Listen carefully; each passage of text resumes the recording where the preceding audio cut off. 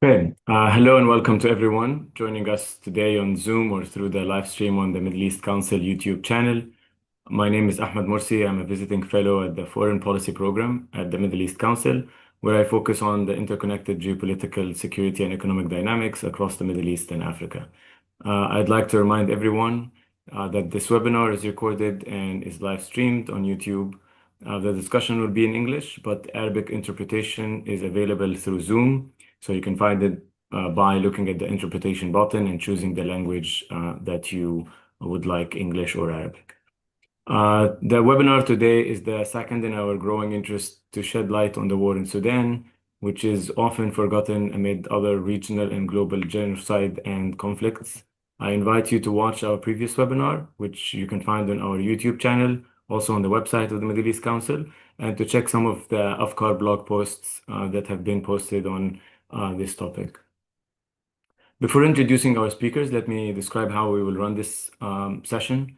We will do 3 rounds of questions which are basically prompts more than specific questions, where each of our panelists will have 5 to 7 minutes to give their initial reflections and remarks, and then we will go into more specific questions, whether the ones that I've prepared or those that have been submitted originally when you registered. You can continue to submit questions through the Q&A button on Zoom, and you can do so anonymously and also in Arabic if you prefer.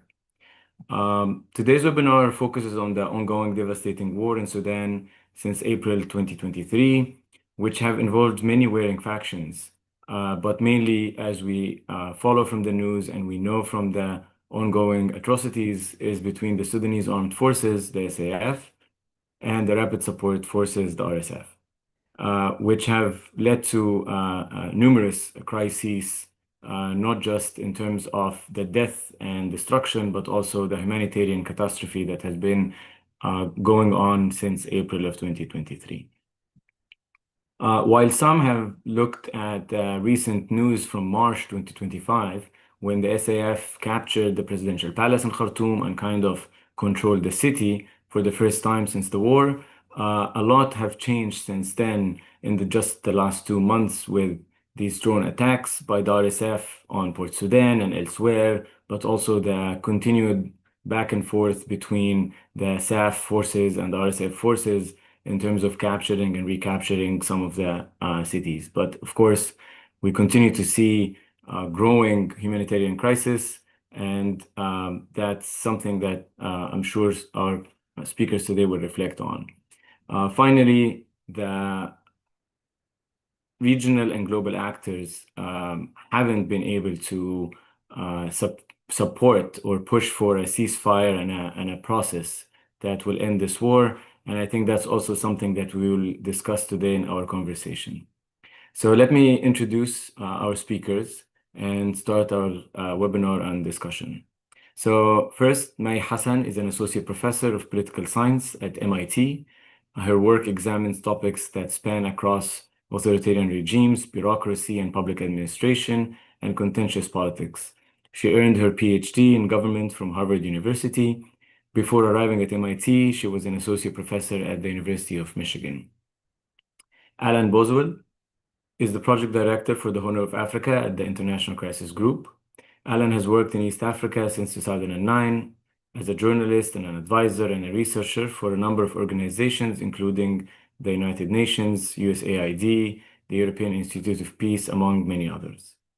And last but not least, Hamid Khalafallah, who's a teaching assistant at the University of Manchester in the United Kingdom, where he's currently also pursuing a PhD at the Global Development Institute, looking at democratic transitions and grassroots movement in Africa. Let me start by welcoming the three of you and all who are, again, attending and listening. And I will start with May and ask you, May, to kind of reflect on the developments that have been ongoing in Sudan, but more specifically, using your research, your experience of studying authoritarian regimes, of thinking about the domestic dynamics that have been shaping this war so far. Please. Thank you, Ahmed, for that kind introduction and for hosting this panel in general and shedding so much light on the conflict in Sudan. So, I'm going to talk a little bit about trying to frame the conflict in a broad narrative to get the discussion going. And so, one way to think about the current conflict in Sudan is, perhaps it's just a fight between big men who want power, right? This is an age-old trope that we think about with regards to African leaders. And in some sense, that's true. Sudan had up until 2018 or up until 2019, Sudan was run by an authoritarian military Islamist regime under Omar Hassan al-Bashir. And Bashir really, one way in which he tried to stay in power was to fragment the security apparatus, have many different centers of power within the security apparatus. And two that became quite powerful were obviously SAF and the RSF. But for various reasons, Sudan at that point was going through an awful economic crisis, almost a decade long. People went out onto the streets, and finally, though Bashir had fragmented the security apparatus precisely as to prevent coordination, the pressure from the people, the street protests were too much, and the security apparatus finally did unite to oust Bashir in 2019. After that revolution, these centers of power in the security apparatus were again actually quite united in trying to shape the transition period. The transition period was almost like a triangle between the SAF and the RSF and then the civilian branch. And so for the first 2 years of the transition, the security apparatus was quite united in trying to stymie the efforts of the civilian branch of the transition, finally resulting in an autogoloop, a self-coup by the leader of SAF to sideline the civilians from the remaining part of the transition. But ever since that coup in 2021, October 2021, you know, analysts of Sudan have been talking about how the RSF and SAF, now that they had no one to unite against, were likely going to break out into war together. And that's exactly what happened 2 years later. And so, in some sense, the current war that we're seeing is a culmination of these two big men leading these security apparatuses who want control over the country. Sudan has had so few years of democracy, and in a sense, instead, most of the time, been run by military men. And so, these guys, in some sense, wanted to keep that going.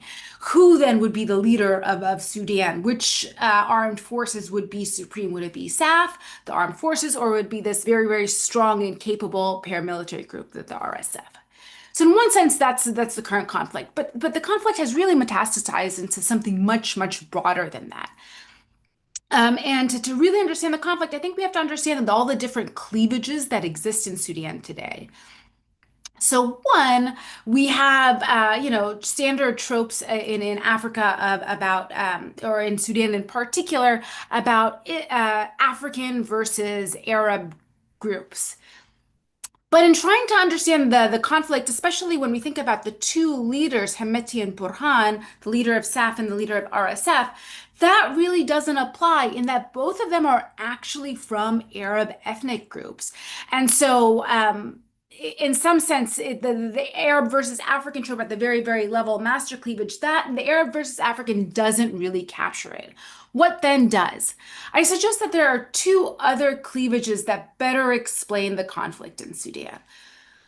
One, Islamist versus not, right? So Sudan under Omar al-Bashir, this 30-year dictatorship, at least it started off being a very ideologically driven Islamist regime. It was called the Inqaz regime, like to like a renaissance to bring back Sudan, and to do so through the Muslim Brotherhood, to do so through religion.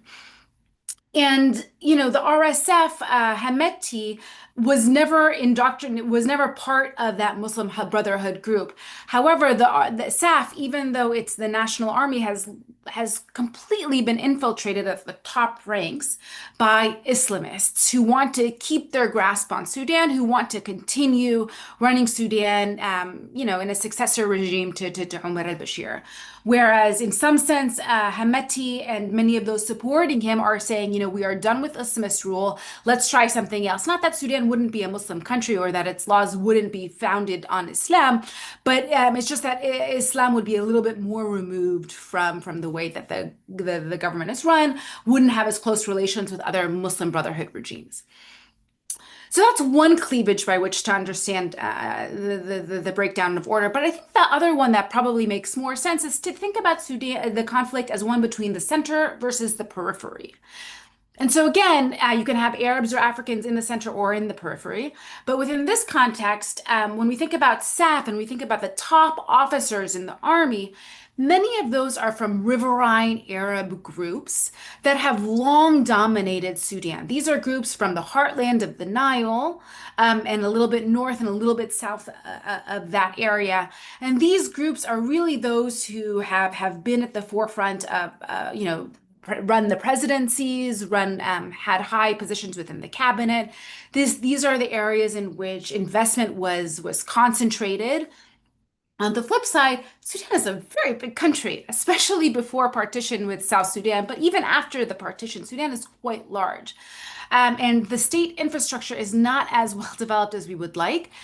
And so because of that, the periphery is often gets the short shrift, right? It hasn't been as developed. The center hasn't been investing as many resources in those areas to develop roads, to electricity, running water, all of those things.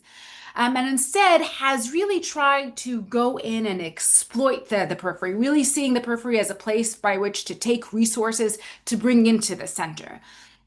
And so, in some sense, the current war could be thought about as the way the RSF is trying to talk about the war is that they are trying to stop the hegemony of Khartoum and center riverine elites, and to allow for a more equal distribution of resources across Sudan.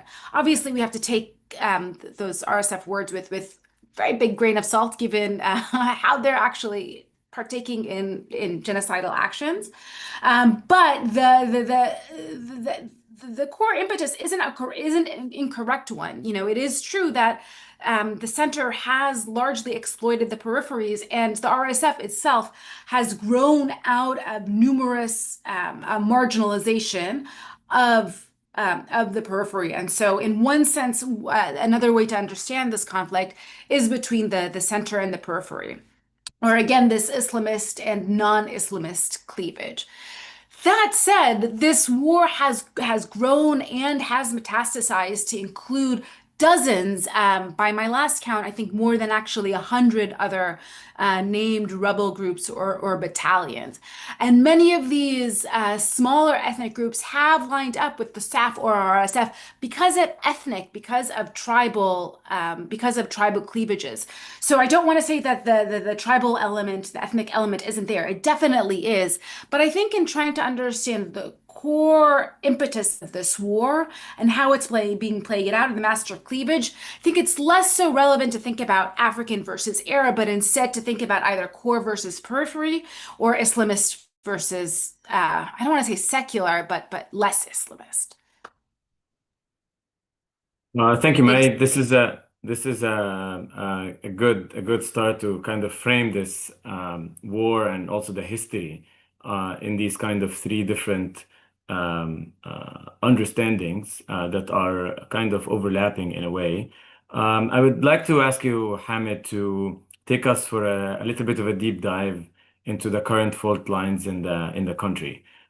We talked and we are following from the news, which still not as closely updating the world on what's going on in Sudan, about the RSF and the SAF kind of infighting across the country. But we know that also there are a lot of things that change kind of on a daily basis. And as May just mentioned, there are these other smaller groups that are also benefiting from this bigger fight that are going between the big men or the men with the gun and the drones. So if you can kind of shed light on what has been happening today, I think that would be very, very useful. Sure. Thank you so much, Ahmed, and thanks to the Middle East Council for organizing this webinar.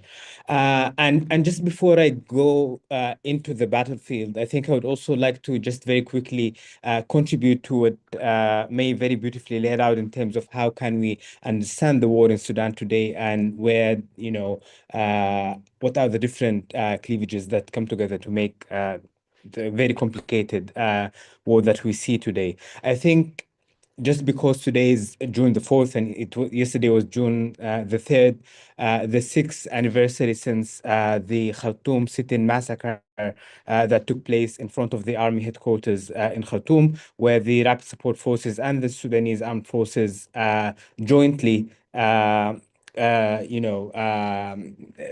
ended the sit-in and in the process massacred protesters who were outside with hundreds being killed and so on. And I think that is, although you could go even way back before that, but that is one of the critical points that point to the joint venture between the Rapid Support Forces and the Sudanese Armed Forces to end Sudan's revolution and the revolution of the Sudanese people, because obviously it threatened their own interests and so on, but also because other, internal actors like the Islamists, particularly, did not want to see the revolution go through and a democratic transition go through in the country, and also external actors. And I think later on we can speak later on the role of the external actors and so on. But one, way to see this war is how it's, in its essence, a counter-revolutionary war, meant to upend Sudan's revolution and democratic transition, with internal actors like SAF, RSF, Islamists playing important roles, but also external actors who have shared capital interests with these internal actors. And I think that really helps us to understand how the war is playing out today. And obviously, the lack of justice and impunity that we have seen after June the 3rd also kind of laid the ground for all the atrocities that we are seeing today that both Rapid Support Forces and Sudanese Armed Forces are committing in the battlefield today. And the battlefield is, shifting rapidly, sometimes with bigger movements and sometimes with slower movements. I think ever since Khartoum was recaptured by SAF a couple of months ago, people expected that now there would be some level of stability in the battlefield, but that has not been the case in any way. The front lines have been changing rapidly, and every time the front lines change, civilians in these areas become subject to heinous, war crimes and violations and crimes against humanity in many parts of the country. Over the past couple of days, in particular, we have seen how areas in North Kordofan and areas in in North Darfur and in South Kordofan and other parts of Kordofan as well, where these areas are, contested between the Rapid Support Forces and Sudanese Armed Forces. Each one of them are trying to consolidate their control over these parts of the country. We have seen how there have been a lot of movement and a lot of attacks on civilians, on humanitarian workers and convoys and so on. And that is going to be the case. I think, what a lot of analysts have been imagining as more of a stable de facto transition partition that will take part between the northern, eastern, and central parts of Sudan and the western parts of Sudan. We are not going to see stability in any way. That is not going to end Sudan's war in any way. Not only, because of conflict, continuous conflict, and how the battlefield will continue to be thriving in many cases, but also because of how both warring factions are unable and unwilling to govern in their parts of the country. Ever since the Nairobi government was announced by the Rapid Support Forces, the unity, very so-called unity and peace government, they haven't been able to do anything after that. They have been in continuous deliberations about how to promote that government that lacks legitimacy on all levels and so on. But also on the south, they haven't been also able to do much, and also they're unwilling to do much. Even with, the later attempt by appointing Kamel Idris as a civilian prime minister in Port Sudan, trying to have that facade of a technocratic kind of government and so on. That is also not going to succeed. And we have been following over the past few days how the Port Sudan camp is essentially cracking with armed movements, from Darfur and so on, who've been in partnership with SAF, now feeling threatened that they did not get what they were promised. And now there is this new quote unquote civilian prime minister in place. There are also Islamists who have been hoping that their partnership with SAF and all the advances that they have contributed to in the battlefield will mean that they will return to power. But then now, with SAF being cautious about having Islamists as frontliners and so on, and what that would mean with a lot of the external and regional actors who support SAF and so on, all of that is also threatening the Islamist kind of hopes of coming back to governance within as part of their partnership with SAF. So also this is just to say that the SAF alliance in Port Sudan is also cracking. And in both parts of the country governed by either of the warring factions, we have seen how the humanitarian conditions are worsening on the ground, with the cholera outbreak in Khartoum killing hundreds, if not thousands. There are not accurate statistics coming out. Famine declared in 10 areas across the country, particularly in areas controlled by RSF in Darfur. And in the midst of that, humanitarian access is not being granted in both of the parts of the country. Humanitarian support is going in. And just yesterday, we have seen how or the day before yesterday, the WFP and UNICEF convoy was attacked just outside of Al Kuma in North Darfur, which was carrying life-saving support to Al Fashir, which has been in siege for so many months now. So the situation on the ground is like on the battlefield wise is developing all the time, but also in areas that are labeled as safe or stable, the situation is also quite difficult for people living in there. And now with what we have seen last month with, how drones are being used and how that changed completely the rules of the game with RSF like firing drones in Port Sudan and allegedly other regional countries directly getting involved and firing those drones rather than the RSF doing that themselves. The rules of the games are changing, and now it's not only about like the front lines. There is more happening. Well, thank you, Hamid, for this. And I think the end tail of your intervention and reflection ties with going to Alan's work and his the regional component and international component. And Alan, you have been working covering topics across East Africa for many years now. I would like you to start us off by kind of bringing this war in Sudan into the region, the immediate region, the immediate neighborhood, before we go into the international or other actors in the broader Middle East and internationally. So, what does it mean for South Sudan, for Egypt, for Ethiopia, or even across the Horn of Africa at large? And what are you seeing? What are you following in terms of how this 2+ year of war is going on and it's affecting the neighbors of Sudan? Sure, thank you. Yeah, so I talking about this war, I think as you can tell from the panelists and from your questions, it's dealing with different layers of onions, so to speak. You have the two warring parties, and they themselves are internally fragmented, and then you have all this regional component and even international component. And in terms of what the effect that Sudan has had on the broader Horn of Africa, but also, as you said, North Africa, and you could even say Saudi Arabia, for instance, is a direct neighbor of Sudan as well.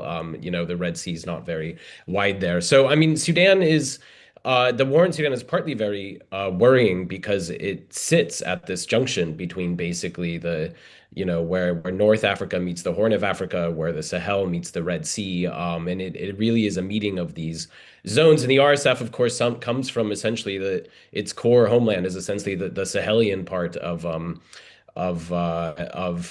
Sudan, the Darfur region, and the base of SAF is very much the riverine, the Nile riverine, and then going all the way over to the Red Sea. So you can see how this war is kind of colliding in a broader sense, and it has had very destabilizing effects for several of its neighbors. And then also the regional component, which we'll talk about more, I think, later, but the regionalization of this war and the regional geopolitics of this war, which also play into the overall geopolitics, because we are undergoing a major geopolitical shift right now, not just because of the new Trump administration, but over the last decade as we're going from what's been more of a unipolar moment to something that's more multipolar. And I think Sudan's sitting in not only a global geopolitical multipolar, but a regional multipolar in terms of the number of middle powers. And we're seeing that really play out. So the factors in this are part of what's driving the complication.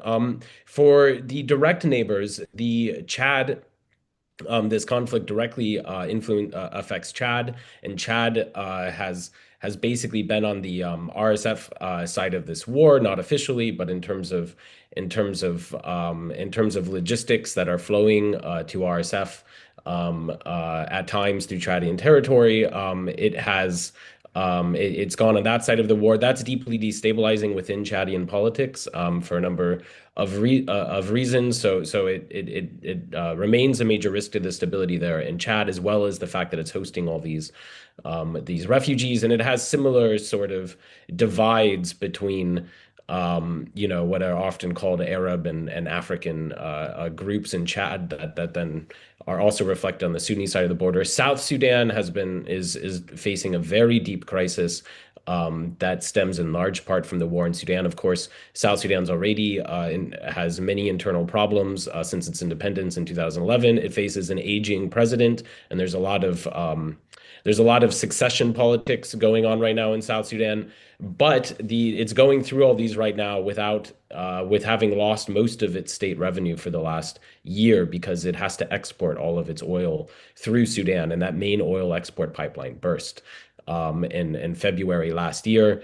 They have managed to get it restarted a bit, but then these attacks on Port Sudan have affected it also. So you've essentially had a fiscal collapse of South Sudan while it's facing all these internal political issues as well. And the links between Sudan, South Sudan, obviously go back very far, and you essentially have some who are more on the RSF side among South Sudanese elites, and some who are more on the SAF side, and you can see that it's this tug is really pulling South Sudan apart. And then in terms of how it affects the broader region more generally, Egypt is a major backer of SAF, and has been even from before the war. And then a lot of the other countries have actually become in the sort of East African side, I'd say Kenya, Uganda, especially Chad, as mentioned, are more friendly with the RSF.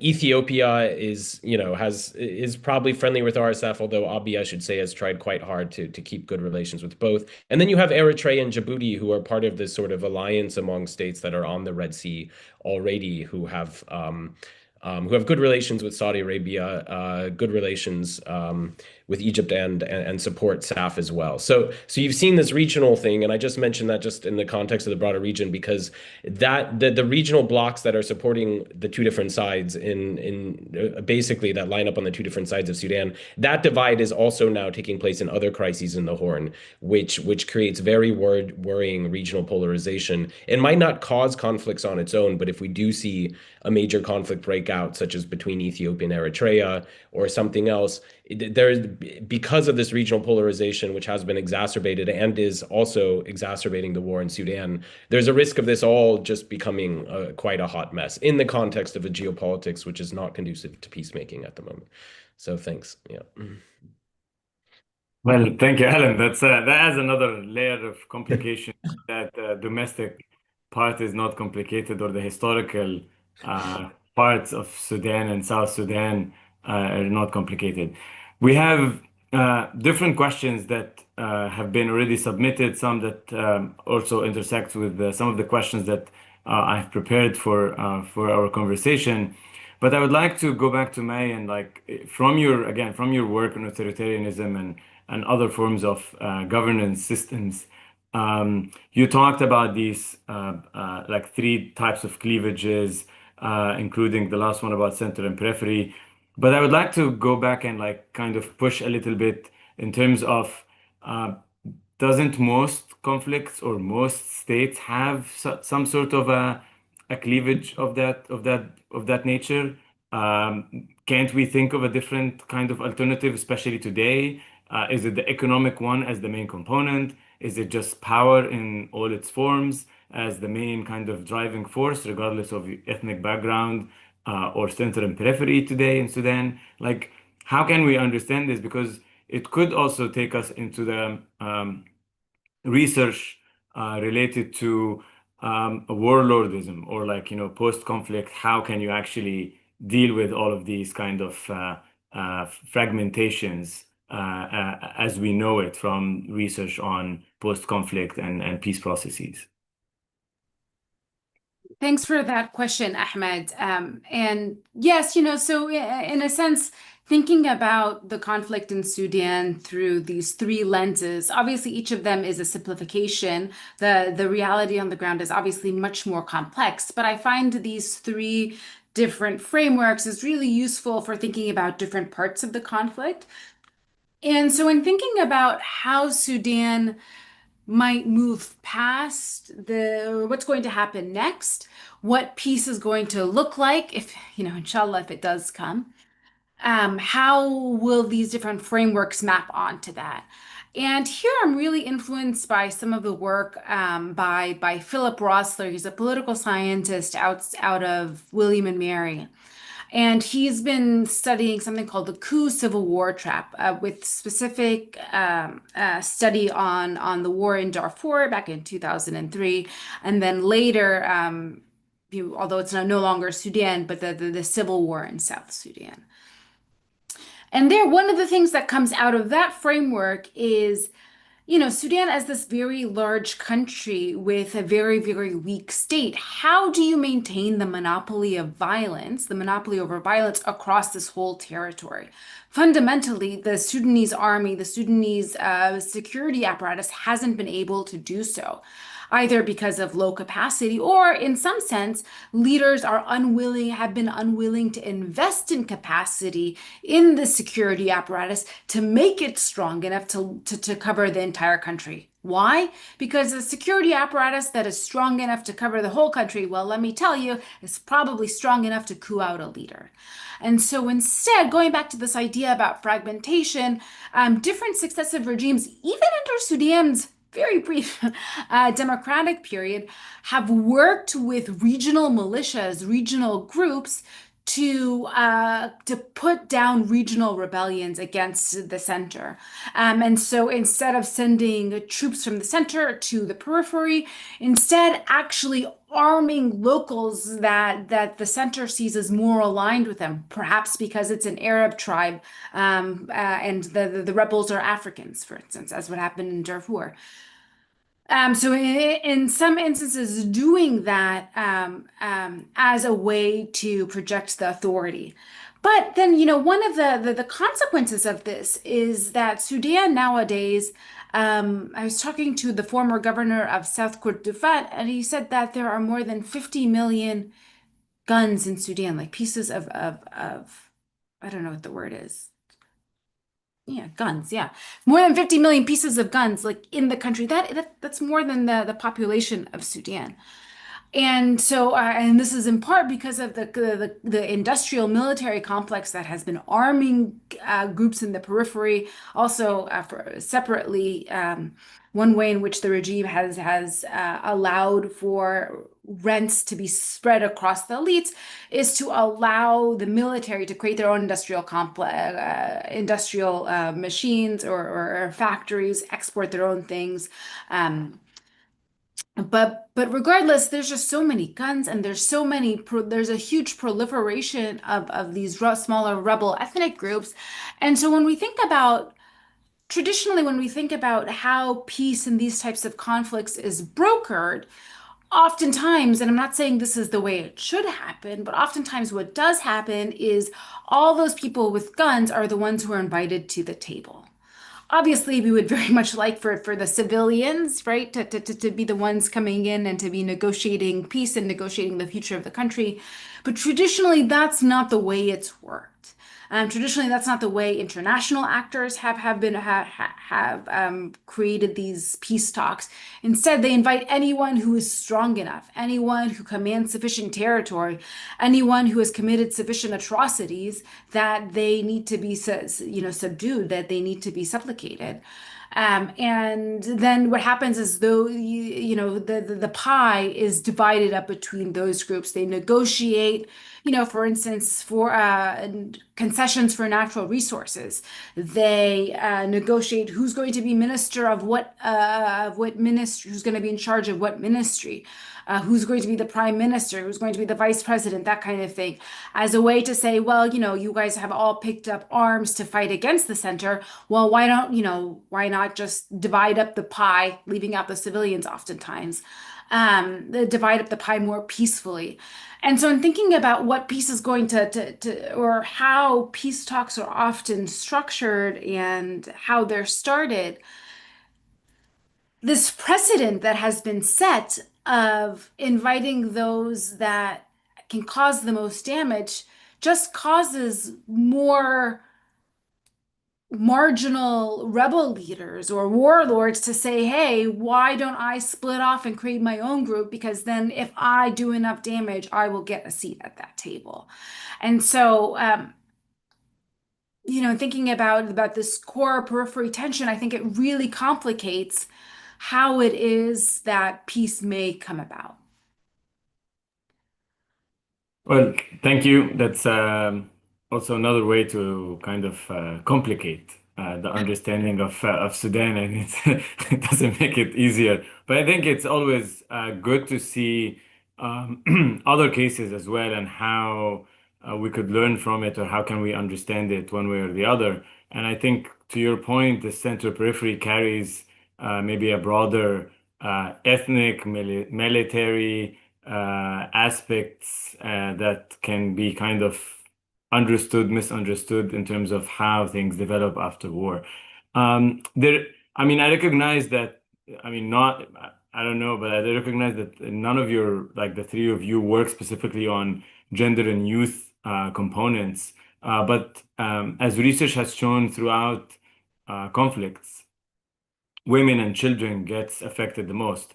And I think now with this humanitarian crises, the complexities of whether it's the cholera outbreaks or famine or refugees and migration that have happened across the regional, like the neighboring states, I wonder if Hamid or May or Alan, you have anything from your work, from the research. I know also ICG has some work on that kind of element on gender issues in conflict, can reflect on what does it mean for Sudan, and then we will move into the next stage of questions. So Hamid or Alan or one of you want to take this? I mean, I could, yeah, very quickly. I think the impact on women and youth specifically and children as well is horrific.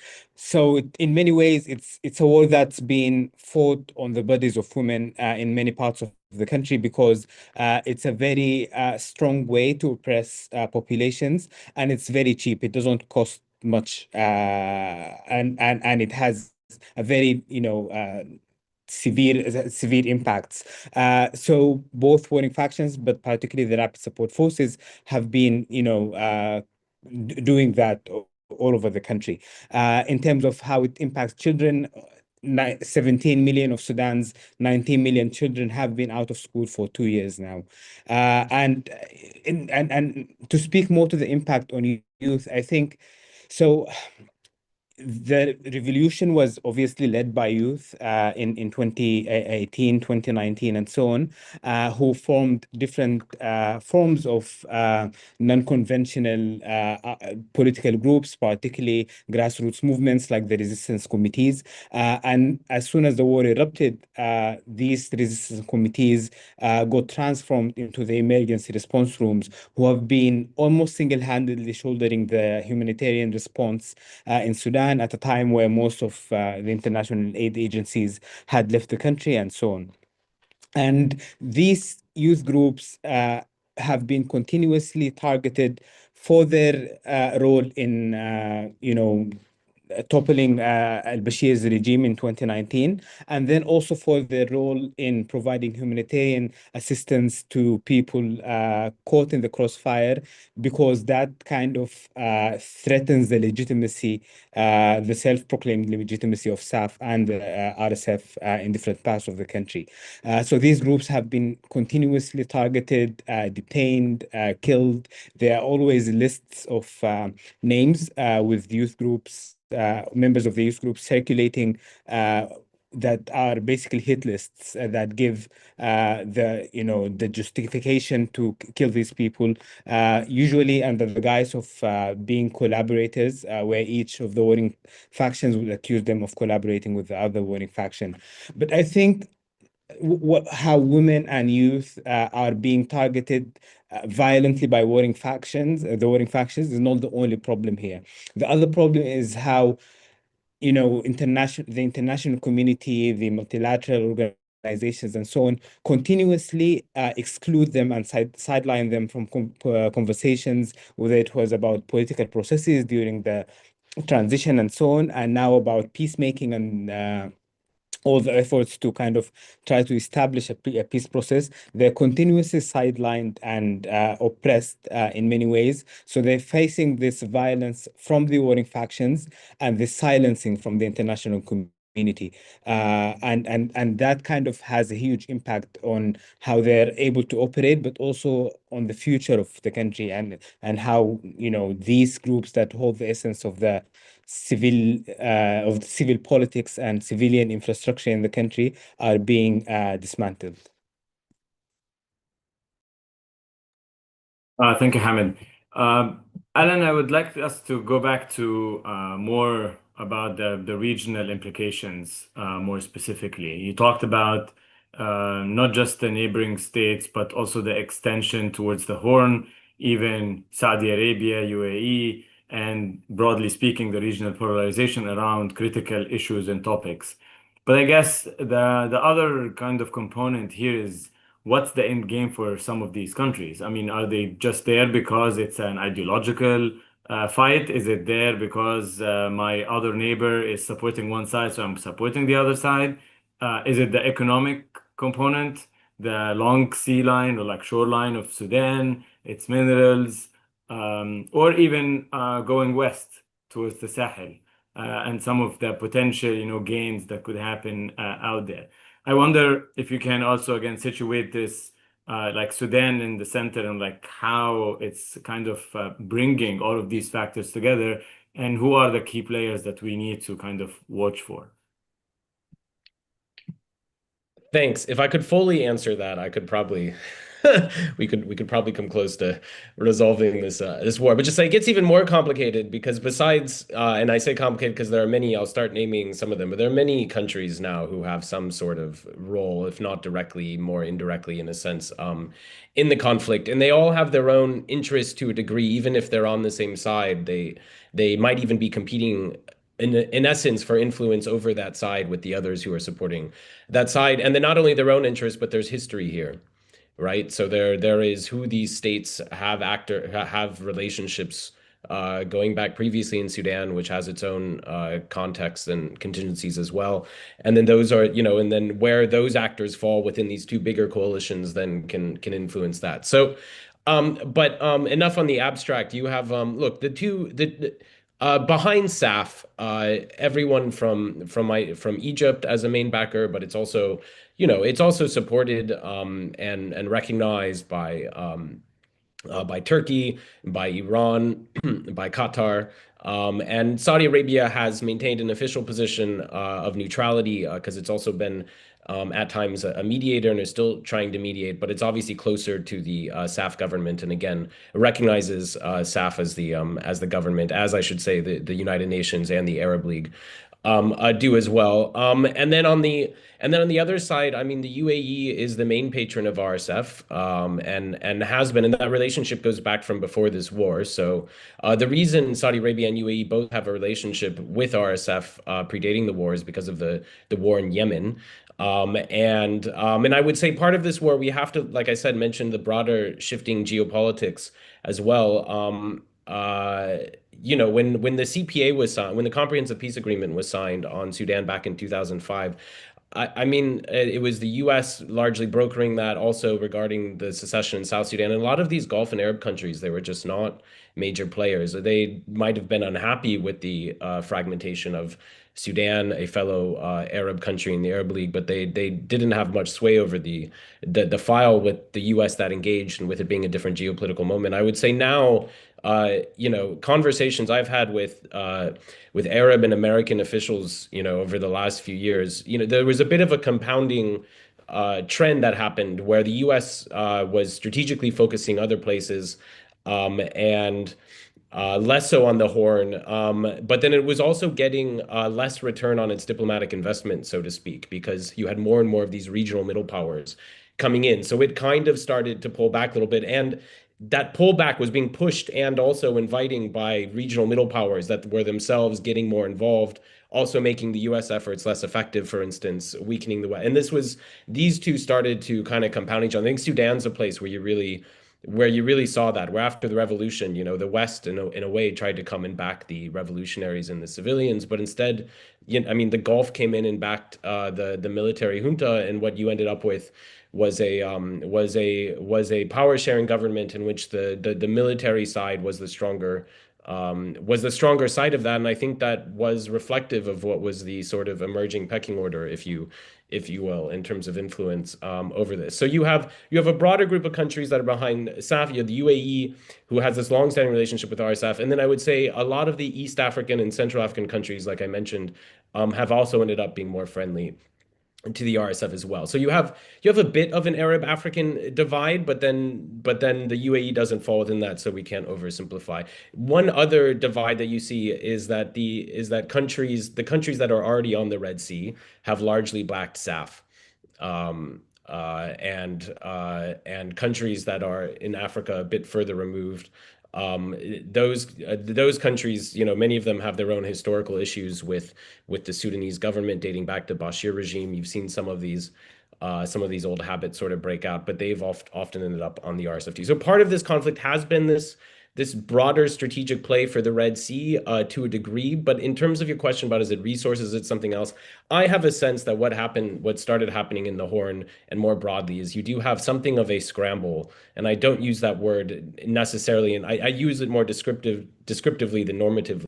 You have a shifting order going on, and you have rising ambitious middle powers who consider this region part of the near abroad. They have overlapping and sometimes competing interests, and it is complicated, and you have these competing interests, and they compound each other, and then that helped tip Sudan into its civil war. I think some of those factors, and once that civil war happened, you have different actors taking different sides, and it's made the war very messy. And we, at Crisis Group, we've been very closely tracking and the peace processes, and I would say it's also made it very difficult to resolve. I hear May talk about, we don't like it when the armed groups come together and negotiate a peace deal. I'm afraid the peace deal that's going to come out of Sudan is going to be far worse than just the two armed groups who are Sudanese talking about this war. I think this will end up, if it ends, it'll end at a not even Sudanese armed groups talking together. I think it'll end more at a discussion among regional countries. So we also need to keep in mind that what's possible in peacemaking nowadays in this moment as well, because it might not be what might have been possible in the 1990s or the 2000s, which isn't to argue against those ideal scenarios, but I think we're dealing with something new, and I worry it's a bit of an omen, to be honest, about if other conflicts break out other places. I think there is there are not established norms yet in this region about how to resolve and dialogue about some of these differing interests in a place like Sudan. And that has complicated conflict resolution, even if everyone in a theory actually often does prefer peace. They don't prefer the same peace the other people want, right? And they don't want to talk about it directly always. So over Ahmed, yes. Yeah, no, thank you, Alan. I think to that last like 2 points that you made, I think we will go to the three of you again because I think it will be very, very important to hear your thoughts more clearly and maybe reflect a little bit more on these types of post-conflict arrangements, deals that we might be seeing. And it's not only in Sudan, as you mentioned, but also it seems that there is a trend in terms of the habilitation of warlords, the habilitation of crimes against humanity, and so on and so forth. I would like to, go back to Hamid. If you have any kind of thoughts on the composition or the support that the RSF or SAF have from the broader Sudanese population. I mean, we have a question here in the Q&A talks about amid the diversity of the Sudanese population, whether it's in still those who are living or displaced in Sudan or those who have seek refuge elsewhere, where does the support come from these groups, for the RSF and the SAF, and to what extent even the population in Sudan is really involved, aside from, of course, being affected by the humanitarian crisis and the war and the killing and so on. So, is there a sense where do the people stand in all of this or no? I mean, it's quite difficult to determine, how much of the population supports SAF and how much of the population supports the RSF, and to what extent is that support really genuine?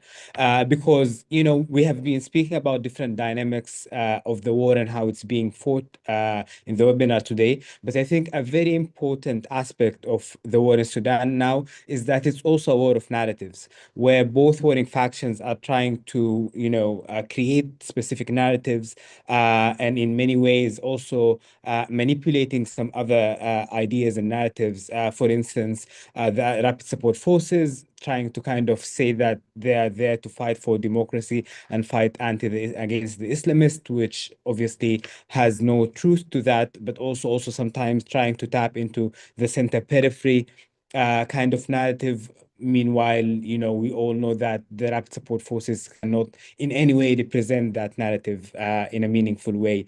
On the other hand, the Sudanese army tries to kind of propagate this narrative on them being fighting for the unity and the sovereignty of Sudan and stability and so on and so forth. And that also kind of gives them some support from some people. And then obviously there is the ethnic and tribal kind of divides that make people or motivate people to join this party or the other.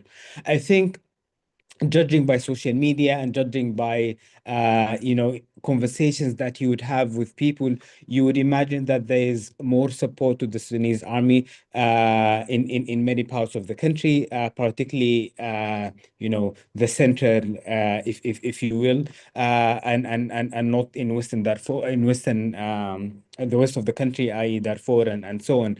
But when you go deeper into that so-called support, you'd realize that it's not necessarily strategic, it's more tactical, where people are thinking about how do they survive today and what makes them survive today. And if surviving today means supporting the Sudanese army, then this is what they will do. If surviving today means supporting the Rapid Support Forces, then this is what they will do. But I think neither of these warring factions have genuine support or have legitimacy in any way. And I think one kind of attestament to that is how, despite Kamel Idris, the newly appointed prime minister, being hugely compromised among the Sudanese population. And, people have, like witnessed how he kept on trying to come to power in different ways and the different covers, sometimes running for election, sometimes trying to coordinate with the Islamists and so on. So really, he has no constituency and I would say has very little respect amongst the Sudanese population.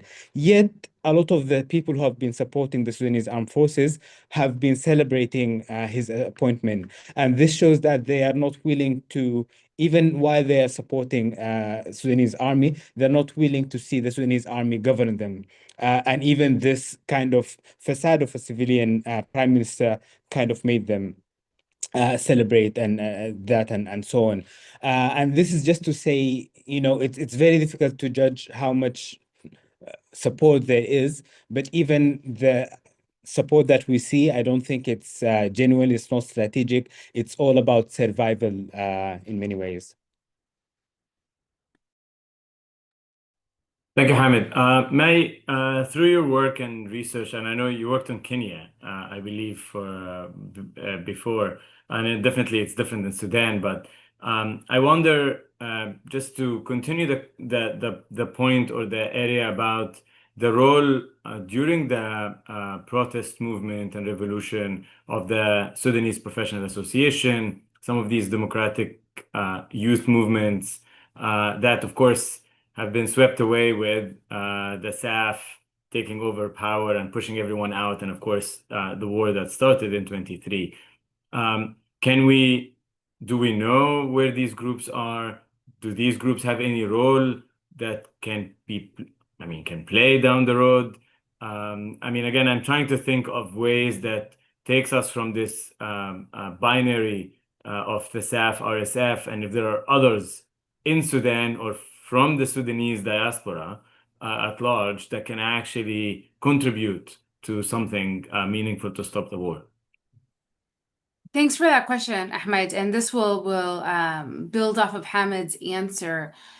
So, in thinking about how to build a civil society, the idea is what strong civil society groups can we build off of? And I hate to sound so negative, but after 30 years of the Inqaz regime systematically dismantled any formal civil society group that was strong enough to oppose it. That was the point. So, the Inqaz regime came in after this period of democracy. Sudan had been democratic for about 4 years. In 1985, a whole host of professional unions and political parties got together to oust the former dictator. And so then all of these political parties, all of these unions, all these civil society groups were operating out in the open, right? There's no need to hide under a democracy. But so then when the regime came in 1989, it could really specialize its repression and target it to the specifics of what formal civil society looked like. And within less than a decade, many of the civil society groups, the opposition parties, the unions that had been so strong in the 1980s were dismantled, some from the inside out because of infiltration, others because of repression. And then later on, as Sudan's regime became less repressive, especially after the CPA agreement and the West coming in and overseeing a return to elections in Sudan and starting in the Machakos agreement in 2003, really started co-opting, especially many of the opposition parties, trying to target the leaders of these opposition parties to join the government as a way to subdue them. Here, leader of opposition party, let me give you this great ministerial position. You get a whole host of money. And while that's great for that leader and his narrow followers, the flip side is it makes those parties look illegitimate within the broader context of broader civil society. And so the regime had this playbook, and just by the end, by 2018, there weren't really any formal civil society groups that were both strong and had deep networks across civil society. And on the flip side, were also respected or seen as legitimate. Many people, if you talk to them about the actual Sudanese Professionals Association, I was in Sudan for the 6 months before the uprising, and I think I had heard about the Professionals Association maybe like once or twice. This was not a group that was very prominent. Their last act of public civil disobedience was in November before the uprising, and they had 11 people participating, right? This was not a widespread movement. The revolution in 2019 came about, it was a negative revolution. People had had enough. It wasn't because of, deep roots of grassroots organization by a specific party to overturn the regime. It was just like mass discontent, and people had had enough. And so, why this matters is who then can take the mantle to negotiate on behalf of civilians. There have been these emergency response rooms that have sprung up all across the country that have been doing amazing, amazing work, keeping the country alive, helping give out food, give out medical care to those most in need. I think time will tell. These each emergency response room just covers a small area, and I think time will tell the ability of these emergency response rooms to create a larger, more hierarchical structure that does have the more weight to negotiate on behalf of the whole country.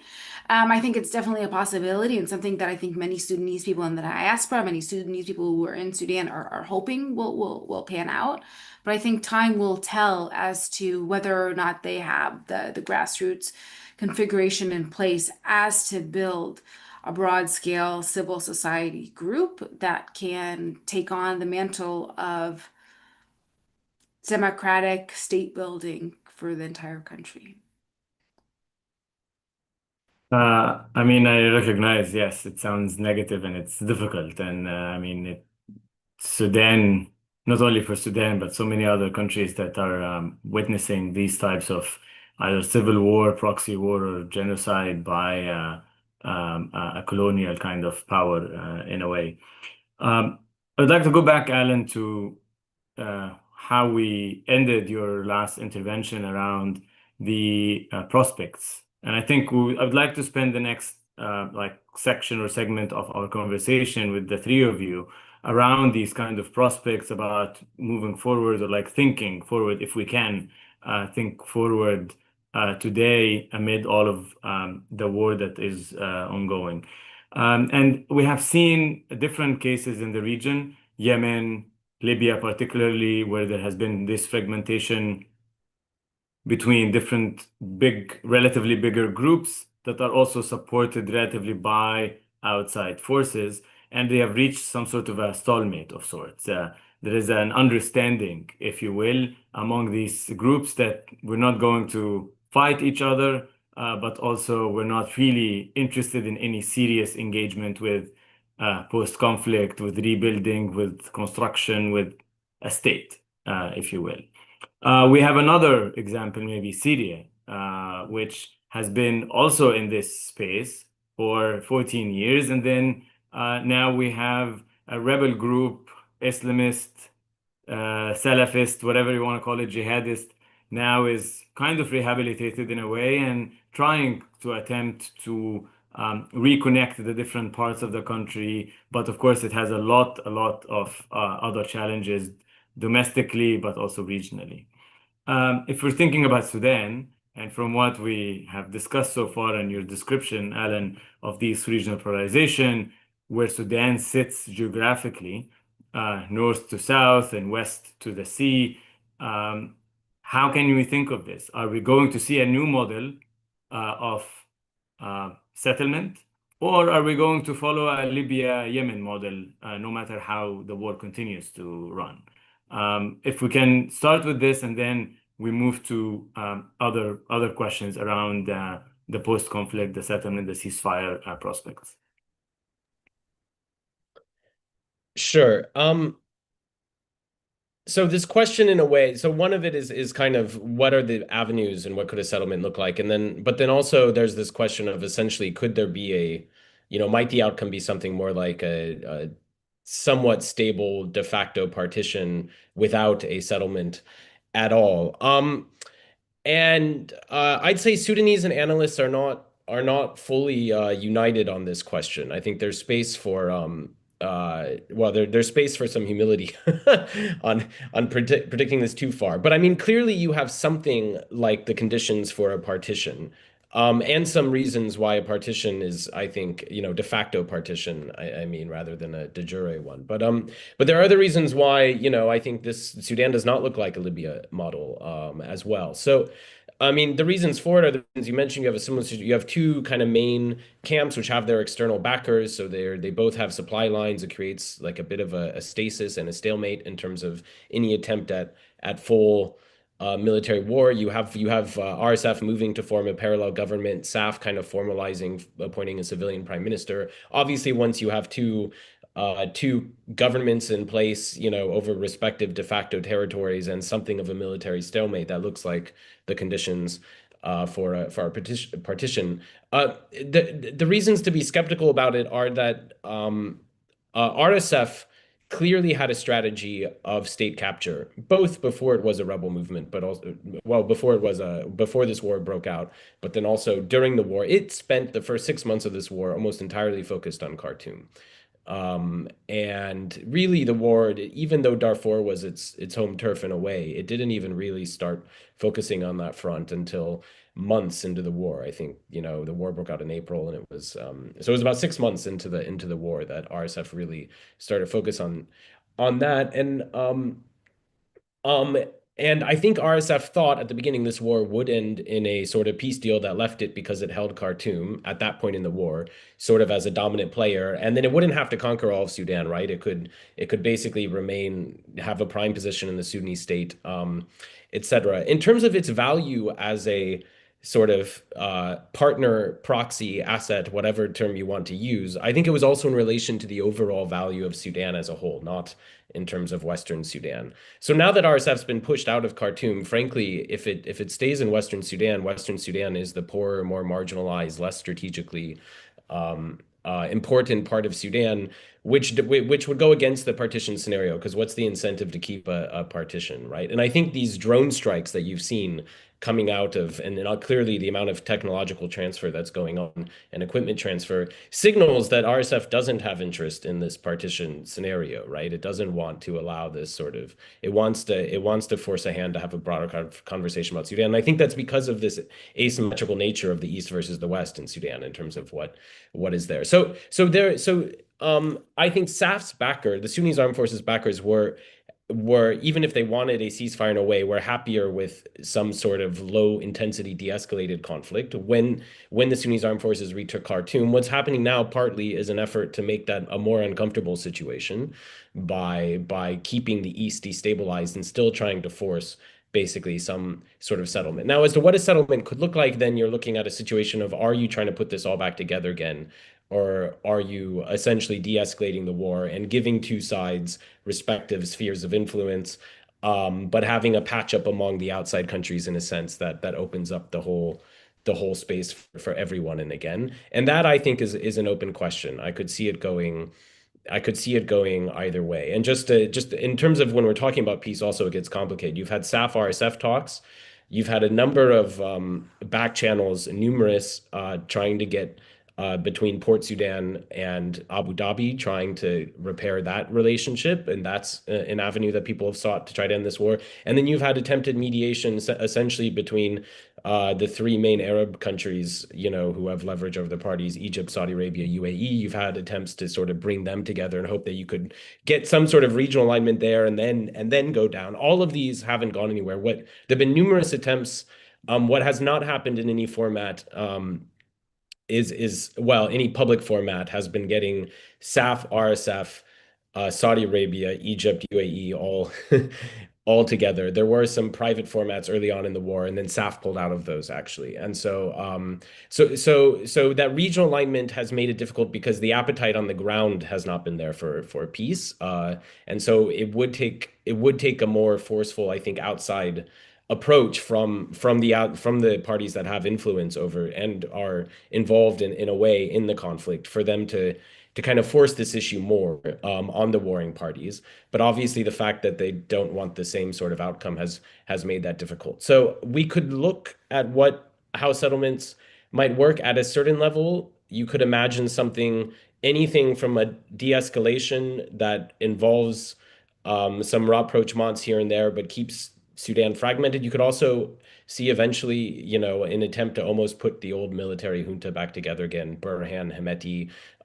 they all agreed to push aside and sideline the Islamists because that's something that kind of all the outside, you know, the main outside countries can agree on. And you could see a situation like that happen too. So I think there is some openness here. I think there are different paths that are still open. None of them are ones that, you know, a lot of Sudanese or academics would be very thrilled about in terms of putting Sudan back on a path towards democratic state building, for instance. But in terms of at least and getting some sort of ceasefire and then maybe opening the space back up for politics again at some point. I hate to be pessimistic because I think there's always an upside to peace, and therefore we shouldn't be too cynical about it, I think. But yeah. I mean, I just want to come back to you again now quickly. So does this mean that all what we need is an understanding by the regional powers to maybe stop the arms, stop money, stop some sort of support, and this could force the domestic agency to kind of come together or recognize a new path? Is it an outside in? Is there an inside out path, or it's mostly outside in at this point? Alan, and then I'll go to yeah. Um, Look, I think people are trying all of them, and there are actually a lot of efforts, and they all deserve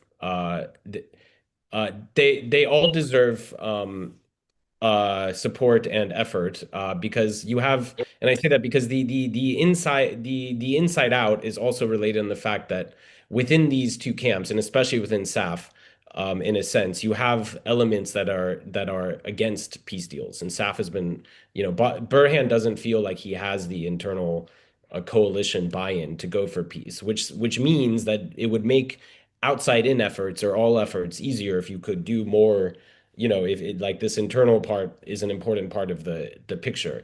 I'm less confident that that will actually manage to succeed before there is some outside in that forces the issue, so to speak. So I think in short, the shortest path, given the dynamics and fragmentation, is some outside in. It would be a messier one, but if you're looking at a war where the longer it goes on, the more fragmented it gets, and you know, and generally the situation gets worse and worse also for the region. I think that's the reason there's been more leaning on the outside in, because if we agree that this is a hugely urgent problem and that the situation's only deteriorating by the week and month, then the only path you could really imagine which would bring some sort of ceasefire soon would be more the outside in one. So but the inside out has its own value, of course, especially over the long term if you don't think this will end anytime soon. Yeah.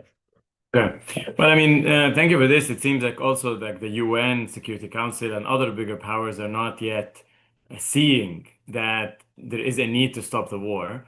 And that's why also they are not as engaged or as interested. And some of them are still continue to fuel the war, whether it's Russia or others that are doing this.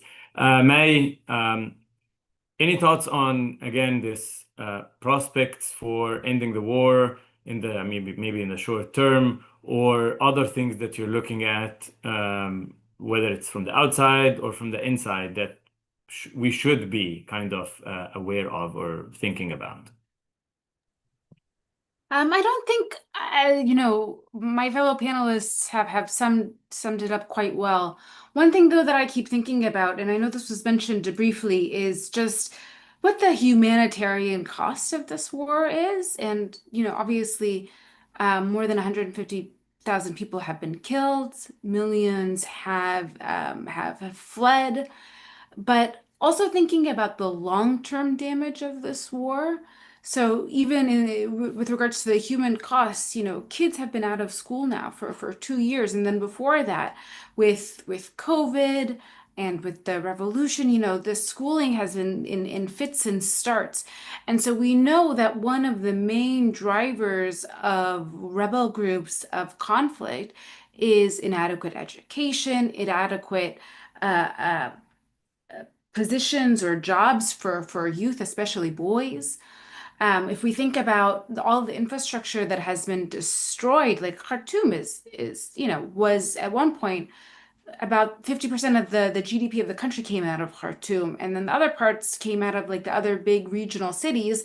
And so obviously Khartoum has been destroyed in this war, and then these other regional centers from Al Fashir to Port Sudan are being attacked by airstrikes, by drones. And so in thinking about Sudan's rebuilding process, it's going to be long and it's going to be slow, and there's a whole generation that we have to think about and recognize there are going to be huge policy implications about future, you know, what are these youth going to do when they can't turn to higher education, when they can't turn to jobs?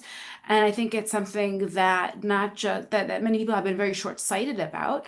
As Alan was saying, that peace has many, many benefits, many upsides, and this is one that people aren't counting enough, and it's worrisome as to the downstream effects of this, especially within the context of Africa's larger youth bulge and the growing population of this age group.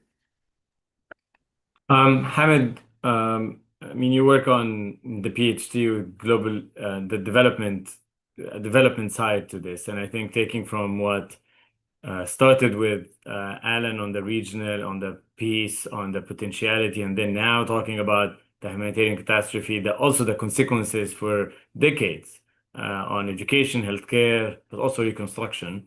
Um, I mean, I can't kind of find the words or to describe what it means because a country like Sudan, also even before the war, people were living without electricity and without basic social services. Um, Through your work, through your research, uh, what are you thinking moving forward? How this is going to manifest? What kind of priorities needs to be taken into consideration here? Sure. I think when thinking about the priorities for a post-war Sudan and what it kind of constitutes and so on, I think that takes me back to the question that May was responding to earlier about, civil society and what kind of civilian groups do we have to kind of carry us through this war till the end, and then also work on rebuilding Sudan should the war end, inshallah. Uh, I mean, and that immediately reminds me of the resistance committees, and not necessarily only because of who they are. But also I've worked with them obviously in Sudan as a researcher and also as a member, but also as a researcher until the war erupted. And then but also I've continued to experience them as a Sudanese citizen in many times, in many periods, and through different milestones, and the adaptability and the agility in through which they operate as mobilizers to the revolution, but also as frontline responders during the COVID pandemic, but then also going back to the streets as the coup took place, and then, having immediately transformed into emergency response rooms to save people, like from first-hand experience, like from protesting with them today to them providing support to me and my family and help us flee the war and so on. And that all happens very quickly. And what that points to is not necessarily only the importance of the grassroots of the resistance committees as institutions themselves, but to this change of political imaginary amongst the Sudanese population, particularly amongst youth, that is going more towards grassroots based politics, and the ability to organize on the grassroots level a lot more quickly than we used to do in Sudan decades ago. And that change, I think, is going to help us through the future and through the post-war era, by in which this grassroots-led kind of approach is thriving across the country. I mean, as I was doing research about the emergency response rooms and how the resistance committees and how they emerged during the revolution, and when did they emerge and where did they emerge and so on, I realized how, in very remote villages in North Darfur, resistance committees were emerging at the same time as they were emerging in the heart of Khartoum. And that shows, that level of infrastructure that we have. Obviously, it does not come without challenges, as, for instance, what May mentioned earlier about their ability to kind of organize in a way to be able to engage in central politics, if you will, and to be able to kind of represent citizens and the communities at that level is still kind of in development and to be seen and so on. But I think that kind of makes me seeing that change in the Sudanese community, and that this new political imaginary kind of makes me a lot more optimistic about how people would be able to organize and to rebuild after the war ends. But for that to happen, the war needs to end first. And I think what Alan was speaking about in terms of what kind of deals we are getting. I mean, I definitely agree, and it is very worrying about what kind of deals that we're getting. But I think that should not stop us to push against these, formulas of peacemaking that have failed repeatedly all over the world, but particularly in Sudan, over and over again. And prioritizing the civilian agenda and the pro-democratic agenda is definitely important for the future of the country. But it's not only because of its idealistic. I think it's because this is actually the pragmatic approach to end the cycle of violence in Sudan.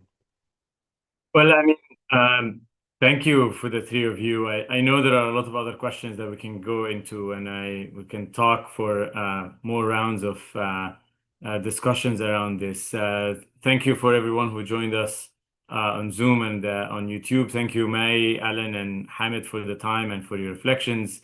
We will definitely be continuing at the Middle East Council to look at more of these questions and maybe try to have a deep dive on some of these issues further, and we'll be coming back to some of you for further reflections. Thank you again very much, and we hope that the war in Sudan, by the next time we meet, would have at least stopped.